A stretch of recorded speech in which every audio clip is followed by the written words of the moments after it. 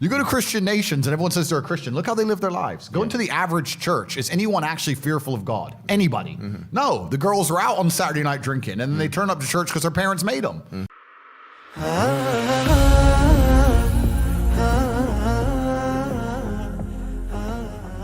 I wanted to ask you now, because this is the hot topic, especially in the Muslim community, about your conversion. Yeah. So tell us the story, like what happened exactly? Well, I think a lot of people who've been following me for a while understand that I've been very respectful of Islam for a long time. Yeah, sure. I was born in a Christian country. I was raised as a Christian, and I've always been very respectful of Islam. And it's become more and more obvious to me and more pertinent that Islam is the last religion on the planet. When I talk about Islam, because I'm new to it, I'm a little bit careful, right? Because I'm new to it. I'm certainly not a scholar. There's so much I need to learn. I know I'm on a learning journey. I'm not here to sit here and talk scripture. I don't know those things yet. I'm here to learn. Yeah. But and we're here at your assistance. Thank you, bro. Thank you. Thank you. Yeah. But it's just, for me, it feels like the last religion on earth. I feel like there's no other religion. People say to me, why did you convert? And I said, I don't really feel it as a conversion. It's almost like I knew God was real and now I've become religious. And they say, well, you were religious before. I was like, religious before how? Christian? What does Christian mean? Like, who's not a Christian? You go to Christian nations and everyone says they're a Christian. Look how they live their lives. Go into the average church. Is anyone actually fearful of God? Anybody? No. The girls are out on Saturday night drinking and then they turn up to church because their parents made them. Like, there's no substance to the religion. And also, Islam very closely reflects my personal beliefs. Through my personal life, I've learned that if you don't have standards and you're not a strong person who's prepared to defend his ideas, you will be crushed. Yes. And we look at most religions in the world today which are not prepared to defend their ideas. What's happened to them? They're just getting crushed. And now we have Christianity as an idea which has basically said, well, we can't set any firm rules because everyone will just quit. So instead, let's make it so easy to be a Christian that nobody has to put any effort in, and then accept everybody no matter what, and hopefully we can keep the church doors open. That's not God to me, you know? God to me is strong. God to me is something to be feared. God to me is someone that people are afraid to mock. God to me is someone that you have to go out of your way to prove something to. God to me has red lines. Like, God to me represents the Islamic faith. The Christian God to me, I don't see God. I can't explain. I don't see anything there. So to me, it was the only logical choice in the end. Alhamdulillah, man. I mean, as you're saying this, I'm sure many people are like ecstatic and extremely happy. It's a great thing for everyone, honestly, because, you know, just anyone coming into Islam is you know, the Prophet Muhammad ﷺ told us, better than the world and everything in it. But imagine now somebody of major influence. I mean, you're the most Googled person on the planet. I'm not sure if you still have the top spot. I think Putin might have beat me as of last week. But I think it's between me and Putin at the moment. But I don't want to lose to Putin. Look, Putin's the big G. I don't want more enemies. Like, it's fine, Vladimir. You can have it. I never thought I'd hear you saying that statement. Yeah. Putin beat me last year. Last week. I think we're certainly the most Googled.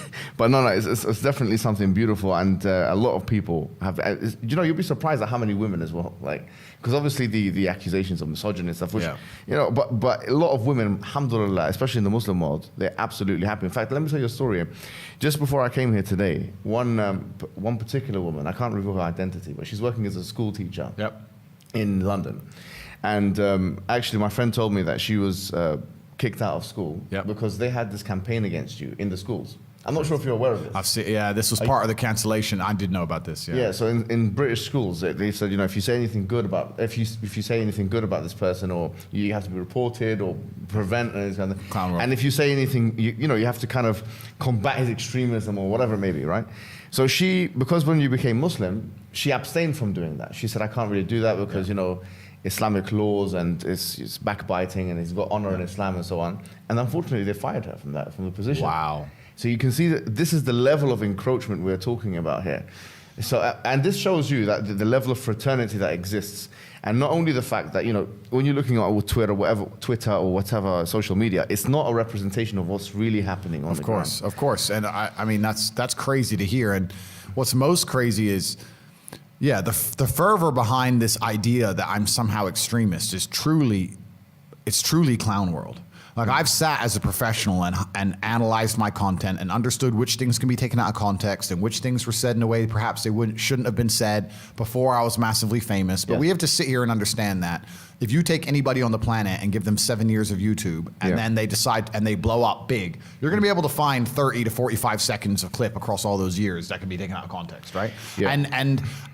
And it's truly crazy because they sit and say, oh yeah, but you know, the young boys are watching your stuff and they don't truly understand all of it, and there's nuance that's missing.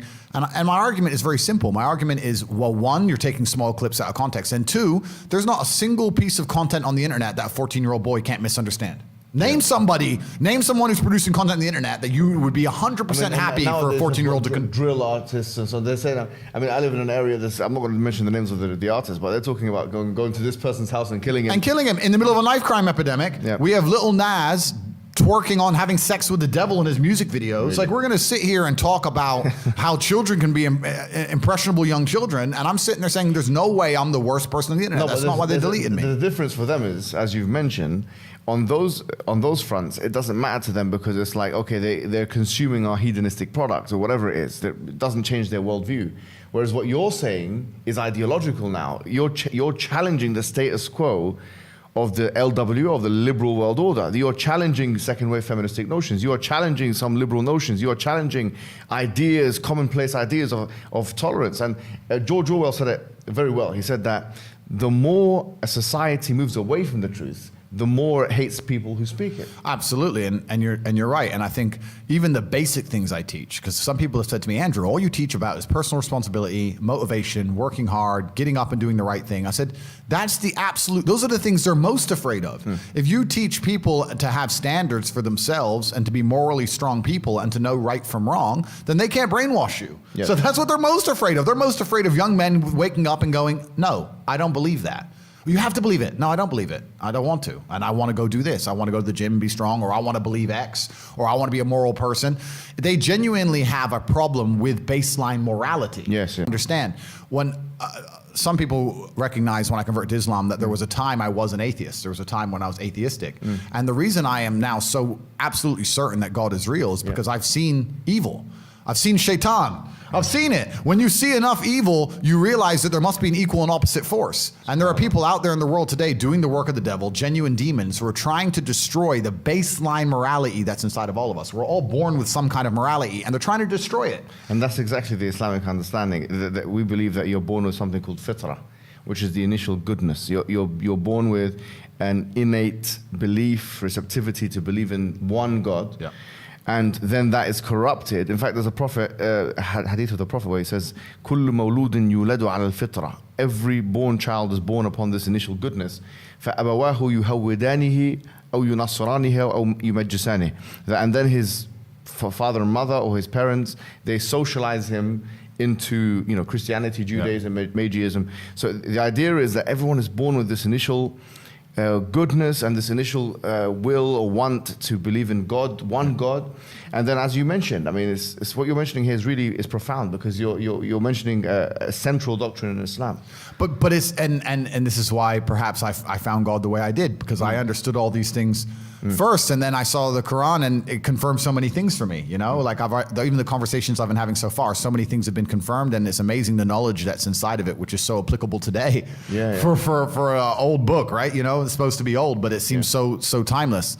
But it's truly amazing. But you're totally right. And the baseline morality, I don't think most people understand that when they're doing this under the guise of tolerance, when they're saying be so tolerant that you no longer believe in right from wrong, they're not doing that to make society a better place. They're doing that to empty your brain so that you have no resistance to the slave mind programming. They want to get you to a point where if they tell you the sky is green, you look at with your own eyes and you see blue, but no, the sky is green. That's what they want, so that you have to have nothing in your brain that can prevent that. If you have God, if you have I believe this is right and wrong, if you have personal responsibility, if you have self-accountability, if you're a person who sticks up for what he believes, all that's bad to them. They want all of that gone so they can tell you the sky is green. And I don't want to say too much because I don't want the stream to end, but they're going to tell you something much worse than the sky is green. They're going to tell you something else. And they're trying to program us all into slaves, and it's scary. I remember when I was in my undergraduate days and I was reading a particular book by this guy called Jeremy Bentham,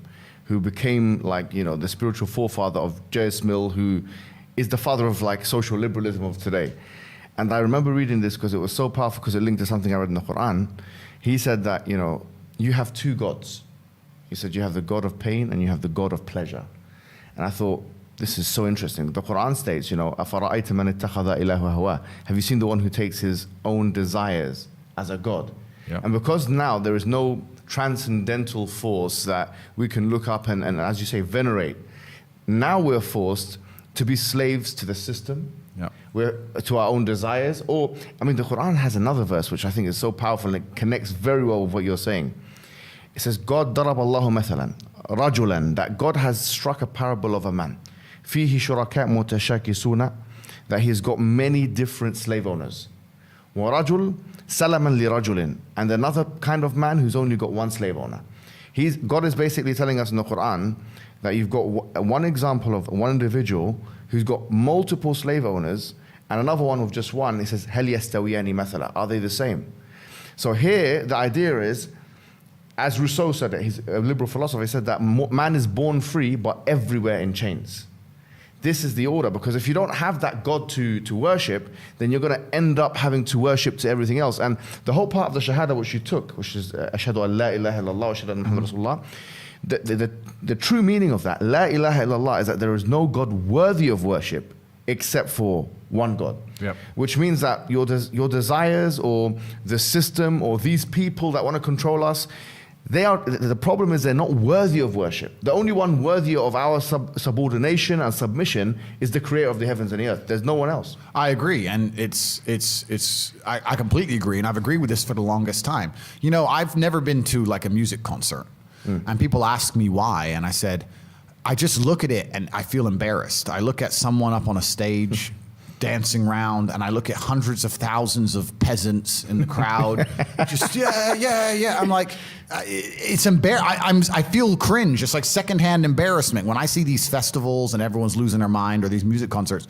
I genuinely feel embarrassed for the people who go, because to me that is a form of worship. Like, you can listen to the music at home for free. You don't have to wait in that line and stand out in the cold. Like, I don't know. Perhaps it was a bit extreme, but I've always known that they're trying to give us false idols to some degree. And when I speak to atheists, they go, oh, I don't believe in God. But they've signed up so hard to the liberal woke agenda. They're as religious as anybody, but they're just believing in the wrong things. They're believing in degeneracy, and they're believing in the work of the devil. So humans always need something to believe in. And it's a great thing you said about your own desires. It's like, one guy I was talking to since my conversion says, it's interesting that somebody with everything, all the Western world, everything somebody could want, has now converted. And I said, yeah, because even before my conversion, I understood that hedonism is a black hole, and you can never fill it. You're never going to be able to have enough girls to be happy with girls. You're never going to be able to have enough money to be happy with money. You're never going to be able to, drink enough to be happy with drinking. Like, it's a black hole, and you can pour endless things down it, but you'll never fill it up. And you need to have some degree of self-restraint. And I've always been a very disciplined person. I've never made mistakes, but certainly, the higher power is going to give you more satisfaction in your heart than endless insanity. السلام عليكم. لا تنسوا الاعجاب بالفيديو والاشتراك في القناة تشجيعا لنا لنستمر بنشر المزيد إن شاء الله.